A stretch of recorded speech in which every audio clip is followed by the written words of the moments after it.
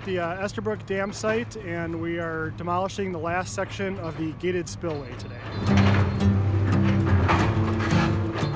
Deconstruction started in February. We started with the fixed crest spillway on the south side and removal of sediment behind the dam.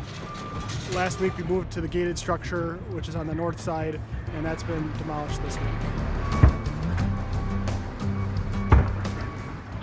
When we're all done, the areas on the shoreline on the north and south side of the dam area and along the island, the shorelines will be restored with native plantings to the Wisconsin area. The dam was removed because there was an order from the Wisconsin DNR to either remove or replace the dam, and it was a better financial move to remove the dam than it was to restore it. The dam was built in 1937, and they did a pretty good job. They're hammering away at it today to get the last pieces out, and the dam's putting up its last fight.